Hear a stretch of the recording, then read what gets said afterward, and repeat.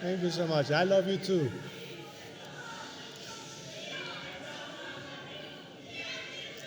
Ladies and gentlemen, friends, and tireless advocates for human rights, before I begin, I would like to thank the thousands of my fellow compatriots who have come from all over the world to be here today to demonstrate their love for Iran and their commitment to its liberation. Being here in Geneva, the home of the United Nations Human Rights Council, makes it particularly special. I extend my sincere thanks to Dr. Noor and his team for making this conference a beacon of hope for oppressed voices worldwide. I stand here on behalf of my compatriots who have for far too long been silenced, not only by the tyrannical regime that occupies our country, but by the ideological bias that distorts the truth about Iran. The story of the Islamic Republic is one of deception. This deception, coupled with their own arrogant assumptions, led leaders in the West and many in the media to portray Khomeini as a saint. They painted the revolution as one of justice and freedom. What followed was nothing short of hell on earth. Even before taking power, Khomeini's movement showed its true face. The Cinema Rex arson in Abadan killed over 400 innocent people. It was a sign of what was to come. Once in power, the regime's first targets were Iran's most capable and patriotic citizens, military officers, business leaders, intellectuals, professionals, and public servants who had built a proud and modernizing nation. I knew many of them personally. Their murders were celebrated and even encouraged in revolutionary newspapers, while ignored in Western ones.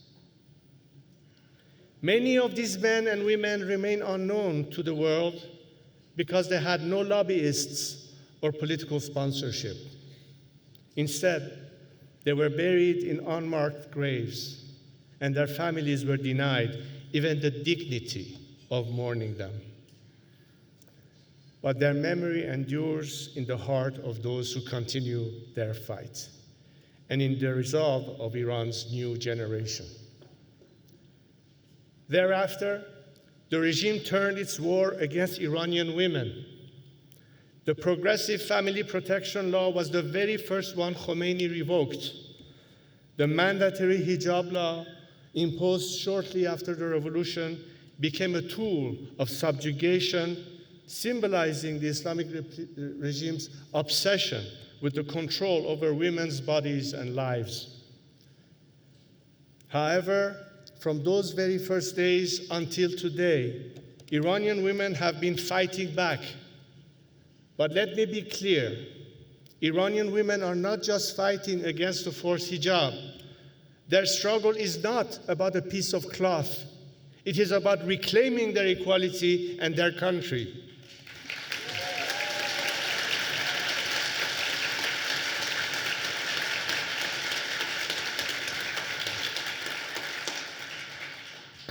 Brave women like Fatemeh Sepehri, Nasrin Shakarami, and Nahid Shirpishe continue to resist despite imprisonment maltreatment, and relentless persecution. Yet I see that their names remain unfamiliar to some in this room. Why? Because some human rights organizations have allowed political bias and ideological preferences to determine which voices are amplified and which are silenced. This is unethical and unacceptable. All those fighting for a secular, democratic Iran deserve recognition, regardless of their background or political affiliations.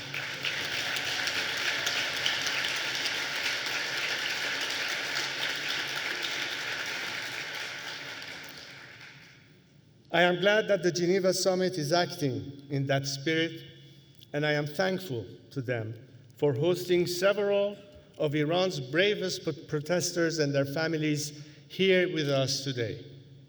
Thank you, Nazanin Afshinjam, for facilitating their presence, and the Geneva Summit for hosting them. Just as the Islamic Republic's repression has targeted those of all ideologies, it has targeted those of all faiths. The Baha'is have been systematically persecuted, their leaders imprisoned, their cemeteries desecrated, and their youth denied education. Christians, particularly converts from Islam, live in constant fear. Like their Christian compatriots, Sunni Muslims, Jews, Sufis, Zoroastrians face rampant restriction and discrimination. The regime's institutionalized antagonism with any diversity, including religious diversity, has threatened centuries of coexistence and unity, unique to Iran.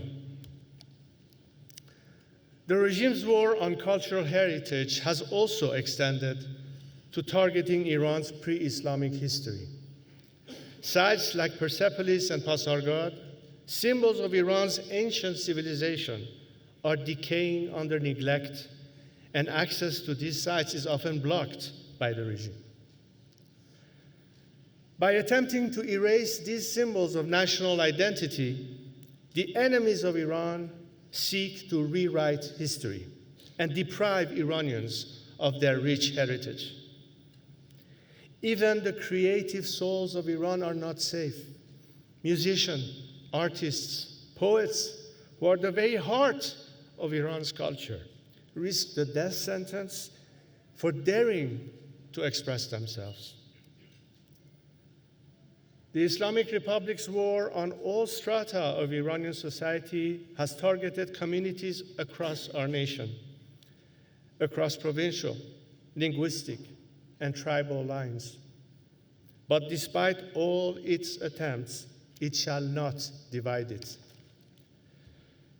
We are not just fighting against the Islamic Republic, we are fighting for Iran. So let me be clear, we will never, ever allow our nation to be divided.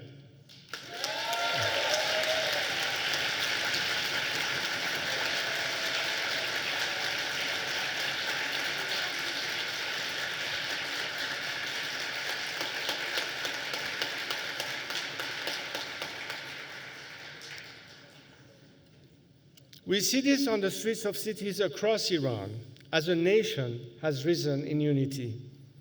The protests of 2017 and 2019 marked a fundamental shift. Iranians no longer chanted for reform. They demanded the end of the Islamic Republic. A decade after the Green Movement sought to reclaim its stolen votes, the generation of 2017 and 2019 is fighting to reclaim its stolen country. And they have paid a heavy price. In November 2019, the regime massacred over 1,500 protesters, many shot at close range. Thousands were arrested, tortured, or just disappeared.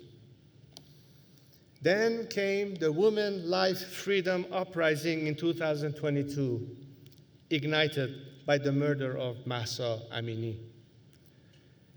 The regime and its apologists tried to frame the movement along ethnic lines.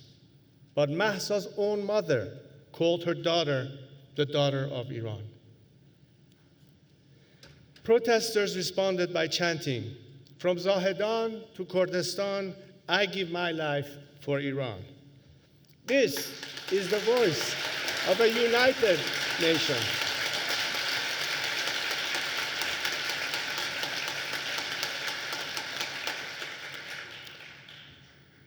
Despite brutal crackdowns and internet blackouts, the resistance continues. Manuchehr Bakhtiari, who lost his son Puya in the protests, remains relentless in his fight for justice from inside his jail cell. His courage embodies the spirit of a people who refuse to be broken. But the Islamic Republic's crime does not stop at Iran's borders. The regime uses its embassies and so-called cultural centers as a base for espionage and terrorism across Europe. When it cannot reach dissidents abroad, it takes foreign citizens hostage inside Iran, holding them for ransom in a game of political blackmail. These are the crimes the world knows about. But there are many more, often overlooked, such as the regime's destruction of Iran's environment. I consider environmental justice as one of my compatriots' human rights. Decades of corruption and mismanagement have created ecological disasters that threaten millions. Lake Urumie, once the largest saltwater lake in the Middle East, has nearly vanished, triggering salt storm that devastates farmlands and causes respiratory illnesses. Rivers like Zayande Rud have dried up, leaving farmers without water. In Khuzestan, where water flowed for centuries, water shortages have led to repeated protests, each brutally suppressed. Air pollution in Tehran and Ahvaz is among the worst in the world, often reaching toxic levels, forcing schools and business closures. And those who dare to speak out, environmentalists like Kavus Sayed Emami, are imprisoned or murdered. Meanwhile, a country that sits on the world's second largest gas reserves experiences nationwide blackouts. Patients die in hospitals, businesses collapse, and families are left in darkness. Even the most basic of necessities, including food to eat, has become luxuries available to the privileged few. In what should be one of the world's richest countries, a growing number of my compatriots can barely afford to buy bread, let alone meat. This is all the consequences of a regime that loots and pillages rather than govern. But what is caused by the Islamic Republic can be solved by its removal.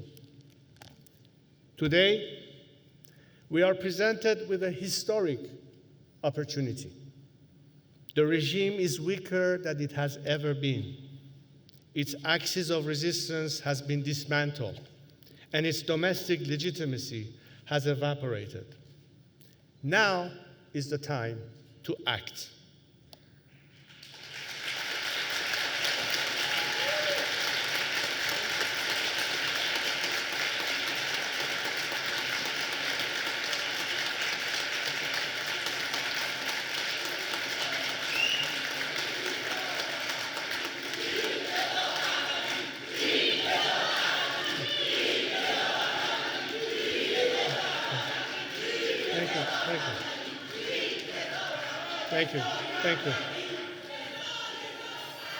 Thank you.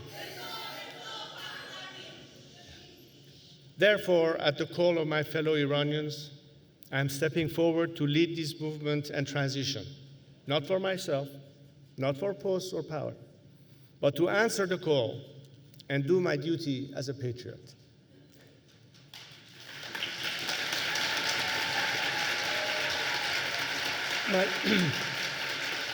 Thank you. Thank you. My strategy for dismantling this regime and rebuilding Iran is clear. Mobilizing grassroots networks inside Iran, uniting the diaspora, pressuring G20 governments to impose maximum pressure on the regime while providing maximum support to the people, splitting the regime and encouraging defections, and preparing for political stabilization, democratic elections, and Iran's economic development and reconstruction. And so, ladies and gentlemen, I bring you a message from a nation in chains. The Iranian people have endured more than 4 decades of suffering, yet their spirit remains unbroken.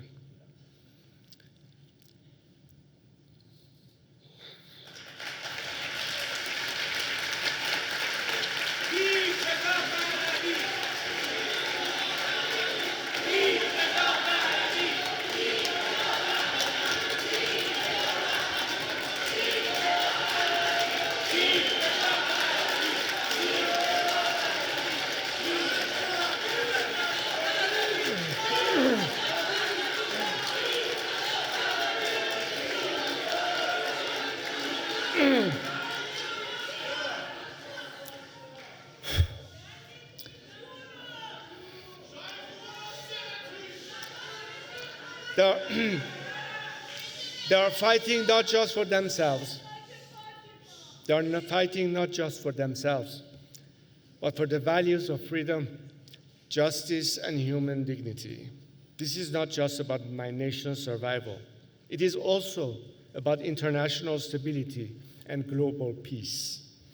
For as we have seen just in the last week, from terrorist attacks to hostage-taking, the Islamic Republic, despite its rhetoric in Davos and calls for a new deal, is still waging war on the free world. Until it is toppled, it will not stop. As I have traveled the continent for the past 2 weeks, I have spoken with government leaders of all parties and stripes.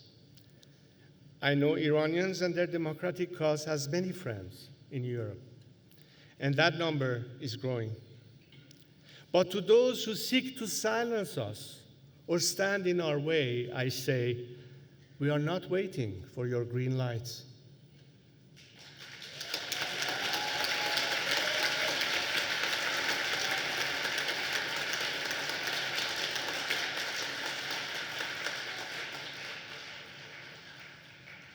The Iranian people do not ask for your pity. They ask for your partnership. Our question is, will you stand with us? Thank you.